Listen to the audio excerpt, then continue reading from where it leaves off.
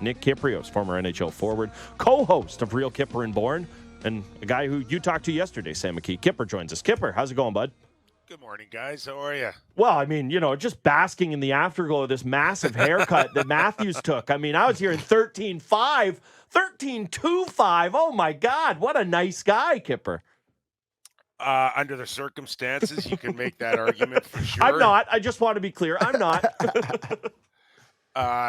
Listen, coming off of an MVP season 2 seasons ago, it was certainly shaped up for him to look at a potential negotiation and ask for the moon.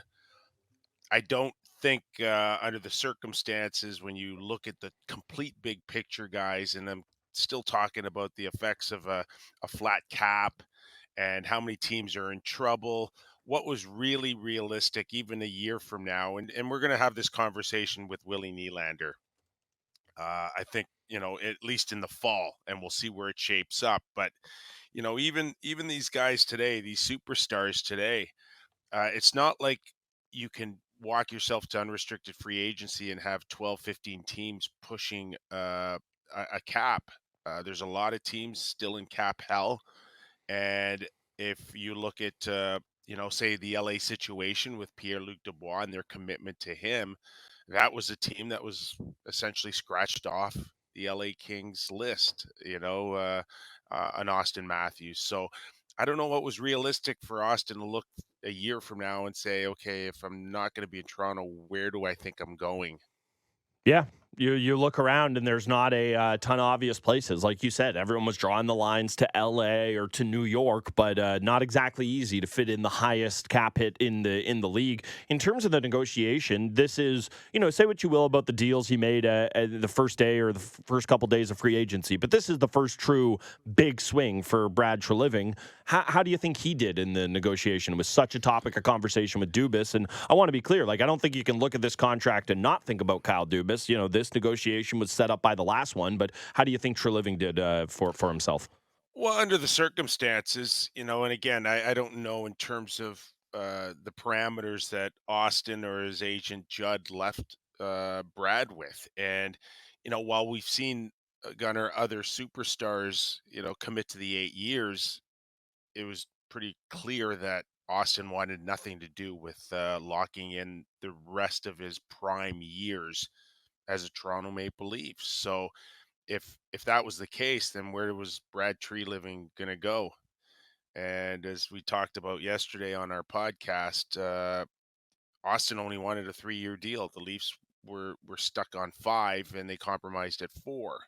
So under the circumstances, on 4 years at 13.25 AAV, I think probably a lot of people would say, yeah, that works. That's okay. It could have been worse. So again, and I know we've kind of been a broken record on this, but we'll find out in a year, possibly 18 months, whether or not Leaf fans would want to see the rest of the term of the 4 years played out, or they're going to say, uh, it's really over on the core group here, and Austin's had 8 or 9 years to deliver a championship. He can't do it. Why do we want him to even stick around on the next 2 years of this 4-year deal? So this year will tell a lot in terms of where these core guys are going. Well, it's funny you mentioned kind of the perception of Leaf fans there, Kipper, and you kind of alluded to it there with Matthews. I think, we had a lot of conversations on Real Kipper and Born last year about the way he played throughout the season and talking about who the Leafs' best player was and, how Marner was better a lot of nights than him and whatever. I'm not talking about Marner here, but, if Matthews has a long stretches of similar production to what he did last year, and I know he scored 40, but, there was a lot of times last year, like I said, where we talked about him not being up to the standard of his usual self. I think the approval rating of Matthews in the city could start to change a little bit with having the highest AAV in the NHL. No, am I overstating that? I feel like this is a lot of pressure on him with this number. Well, it could have been worse if it was any higher, to be honest. No, you're right. And I still still wonder that, where is the argument that Colorado can convince Nathan McKinnon after a Stanley Cup delivery that he's willing to sign 8 years and only jump up $100,000 over Connor McDavid. Yeah. And Auston Matthews has won one round in 7 seasons? Yeah, let me do And my quick math, Kipper. Yeah, that sounds right, about right. Yeah. and you jump 600,000 over Nate McKinnon, who delivered. Mhm. So where's the argument there? Uh, it's only because you're willing to ask for it. And Nate McKinnon put a premium on keeping a core group together over his next 8 years to give him the best opportunity at multiple Stanley Cups. And if Leaf fans look at anything, it's like, why couldn't you convince him like Colorado convinced Nate McKinnon? And there's no easy answer to that, other than the fact that I can ask for it, and I will ask for a short-term deal so I can get another kick at the can and drive my salary even higher. And that's where probably some Leaf fans, others will be certainly happy, no question about that. But there are some out there that can say, why couldn't you do what Colorado did to Nate McKinnon with Auston Matthews? And it's a legitimate question. Yeah, it definitely is. It's when I find myself asking, every day of my life that I wake up and just say, gee, one of them signing for 8 sure would be nice. I think for me, there's going to be 2 points where that conversation kind of heats up. It's Marner's contract coming up, because obviously if Marner, and maybe you have some insight, maybe you don't, if Marner does do a long-term deal, be it 6, 7, 8 years, then I think that could change the perception. The other one of this is McDavid. McDavid's going to be up halfway through that Matthews deal. And if he just takes another 8-year for barely eclipsing Matthews and it's a $200K raise, that's the other moment where it's going to look really, really bad for him. Like when I think of the way perception could change, those are the 2 kind of things league-wide that kind of jump out to me. Obviously, the Marner one pretty close to home. Well, it's funny you say that, because we've had so many conversations over the years, with Sammy and JB over, the Marner kind of Matthews dynamic. And, Mhm. I know that you just threw out if Marner signs, for 7 or 8 years, but like, this slow down, Gunner, on that comment for a second, and you tell me, if it is a 7 or 8 year deal, what would the AAV be? Because I can guarantee you it would jump Austin's 13.25. For him to commit 7 or 8 years, and Austin only committing 4 years at 13.25, you'd have to probably lock in Marner at 14 or 15 in 2 years. And how will that make you feel? Because You heard our visceral reaction, both of us, Kipper. So that's how we feel. because Marner was the better, more valuable player last year, and if he does it 2 years in a row, if he outscores Austin, and I think he's outscored Austin, I think 4 out of the 7 years he's been here. If he does it again next year, and he is a guy that kills penalties and overall just seems to be the better player, then this time next year he's not arguing for 13.25. He's going to argue for a lot more. Oof. So that's basically the short-term dynamic. If Austin would have locked in at 7 or 8 at 13.25, then no matter what kind of year Marner would have had, you could argue, listen, we want you both at 13.25, and it's over for 7 or 8 years. And I think, if you believe in these guys, then that would have been the best case scenario moving forward, that you had both guys locked in at the same number, and you have created what Chicago created with Taves and Kane after they won a Stanley Cup. So that didn't happen. It's a short-term deal, and the ripple effect has already started on a short-term deal, because now you have to ask the question is, what's Marner going to get this time next year? Yeah, and That's what sucks about the salary cap and the hard cap, Kippers, because this is all we talk about. And like it's rightfully so because it's the difference between guys being on the team and not being on the team, right? And It's everything, it's Sammy. I know, and that's what It's sucks. It's everything. like the amount of time we've spent on our shows over the years, Kipper, talking about salaries versus what happens on the actual ice.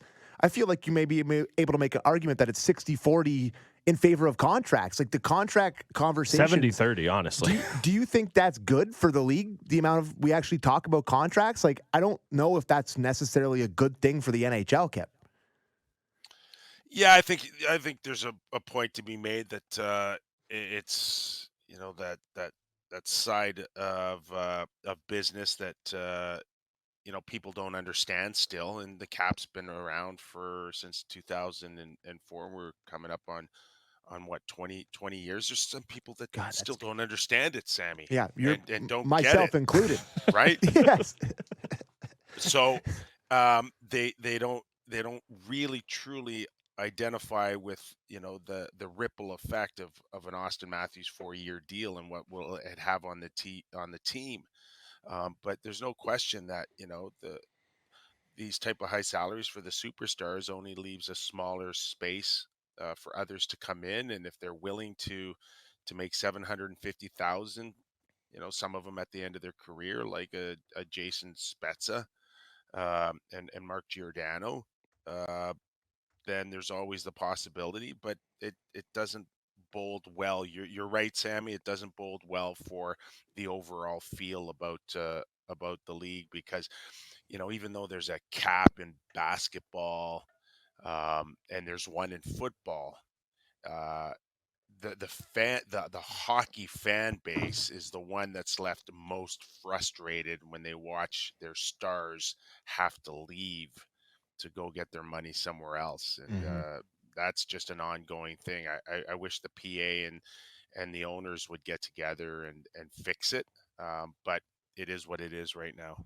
Yeah, it doesn't. I'm just thinking, I mean, we all know how collective bargaining agreement negotiations typically go, and the players don't always get what they want. I'd say almost never. It seems to be, they get squeezed in a lot of these cases, and I would love to see it happen. I just don't see a world of what the players can kind of give the owners. And I don't think they should have to give them anything. I think they should be able to see the forest through the trees here, that more engagement in the league and talking about the games as opposed to just contracts could, in theory, make the league more exciting and Yeah. fun. But yeah, I'm with you there.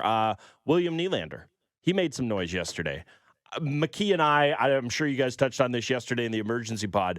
I don't know how you can look at those two things as not connected. We haven't heard a peep from Nylander all summer long. We haven't heard a peep from Matthews all summer long.